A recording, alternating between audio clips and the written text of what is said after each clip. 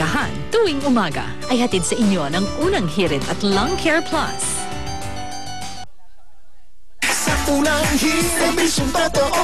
Unang hirit, ang saya. Alright, welcome back. O, ready na tayo sa sayo mamaya, ah. Mamaya. Oh, Arn. Nag-usap tayo, di ba? Oo naman. Ay, first time ko makita to. Oy, oo nga, June. Wapo pa na personal, June. Kaya ka pala nakatunga nga kanina pa kay Oo June. nga, kaya pa ako nakatin. Parang Ascal, saan dating nito? Yeah! Hindi naman.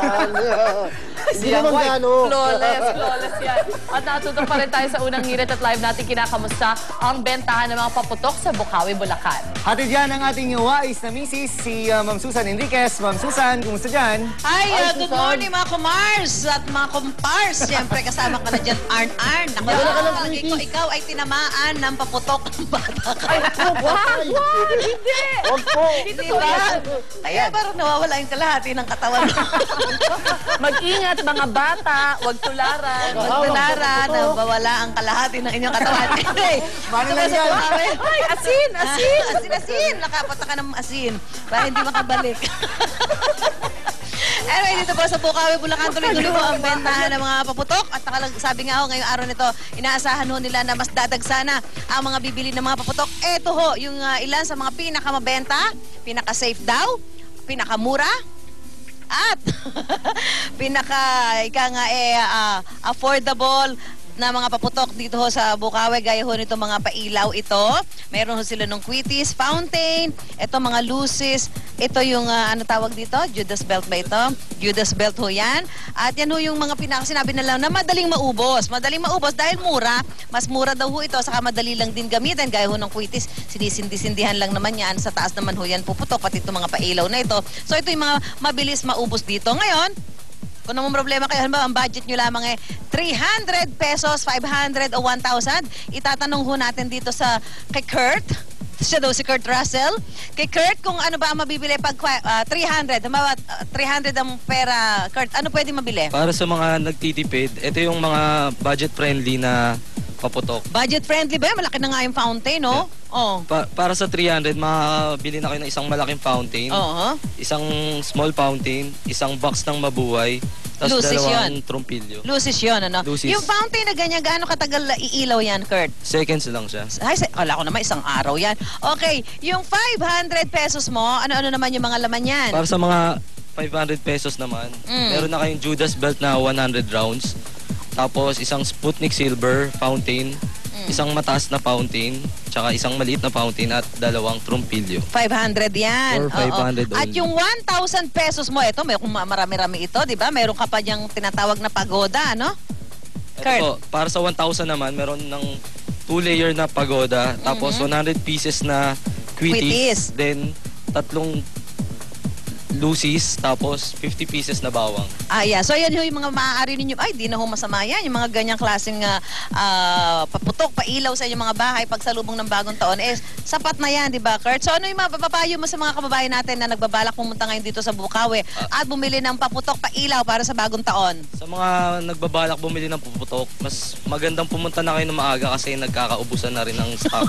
Parang nagpapanik kayo. Nagkakaubusan na daw. Hindi, sa kasabi mo, talagang pwedeng tumaas na kayo ng bahagya kung nagkaubusan na. Pag nagkaubusan. Nagkaubusan na dahil ngayon po inaasahan nila na magsisimula na kung makapal-kapal na yung bumibili ng mga nakalipas na araw. Mas lalo ho ngayon hanggang bukas. Kaya sabi niya kung gusto niyo bumili, kailangan din pagka kayo bibili, alam niyo rin kung paano tamang ibibiyahe yan, no? Para makaiwas kayo sa disgrasya na maaaring idulot kung hindi tama yung pagkakapackage ng mga binili niyong paputok at mga pailaw. Mula po rito sa Bukawi, Bulacan. Siyempre kasama ko si Kurt.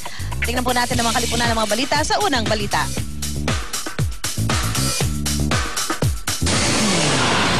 Ang mga unang balita sa mga oras na ito. Mga tindero ng Torotot sa Divisoria, tiniyak na ligtas ang kanilang mga paninda. Common Firecracker area sa Marikina, itinalaga na. Iba pang LGU, hinihikayat na magkaroon rin ng Common Firecracker area. Isang tren sa Israel, nagliyab. 80 pasahero, sugatan. Mga nagagandahang ice sculptures, ibinida sa isang festival sa Germany. At ang biggest selling game para sa taong 2010. Huwag pahuli, tutok na sa Unang Balita. Ako po si Rhea Santos, kasama si June Veneracion. Narito na ang mga unang balita.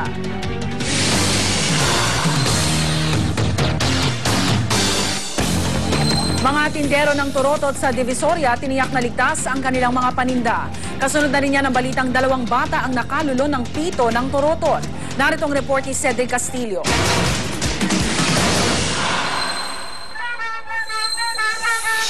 Paulit-ulit na paalala sa atin, imbes na magpaputok, gumamit na lang ng higit na ligtas na pampaingay at may sisikat pa ba kesa sa tradisyonal na turotot.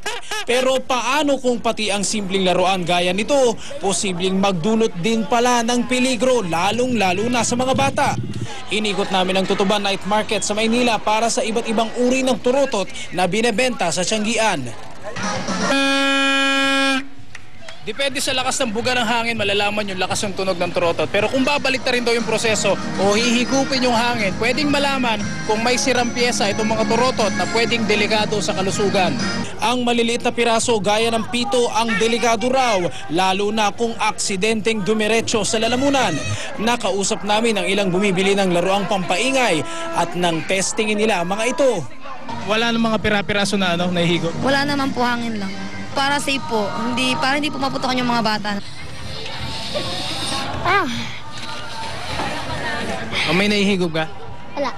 Pagtitiyak pa namang nagtitinda rito, ligtas ang mga benta nilang turotot. 35, 3 for 100. Ligtas ba yung ganyan? Ligtas naman siya, sir. Paano masisiguro po nung buyer kung Kasi ligtas? hindi siya madaling matanggal yung pito niya. Kahit igupin to, wala namang pito eh. Walang mahigop na pito. Ligtas tong gamitin. Dagdag pa ng mga nagtitinda, kung bibili rin lang ng turotot, piliin na raw ang mas mahal para mas tiyak ang kalidad. Para sa unang balita, Cedric Castillo reporting. Aerial fireworks display mas pinipili ng ilang mamimili sa Bukawi, Bulacan. Bagamat mas mahal kumpara sa ibang paputok, mas ligtas naman daw ito. Narito ang report ni James Velasquez.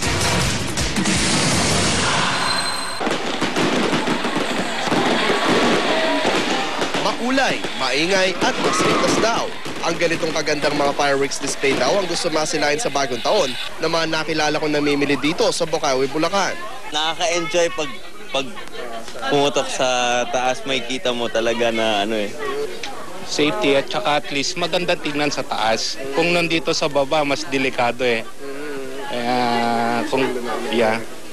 At least nakokontrol kung saan pa dediretso. Karamihan din sa mga namimili ng aerial fireworks display, mga magulang na gustong i-enjoy ang ingay at pailaw sa bagong taon nang di umano nakokompromiso ang kaligtasan ng kanilang mga anak. Kasi kung mag-spend ka ng money para sa mga local na hindi mo naman alam kung safe, diba? So, mag-spend na ako sa mas alam ko na mas safe. Pero gaya nga ng kanyang sinabi, di hamak na mas mahal ang mga aerial fireworks kumpara sa ibang paputok. Ang 16 shots ng Sky Symphony halimbawa, nasa 400 hanggang 500 pesos depende sa klase at dami. 60 pesos naman ang kada piraso ng missile, habang 500 pesos ang malaking pack. 500 hanggang 800 pesos naman ang platinum. Para sa unang balita, James Velasquez reporting. Lungsod ng Marikina, nagtalaga na ng common firecracker area sa bawat barangay. Nananawagan naman ang DILG sa iba pang lokal na pamahalaan.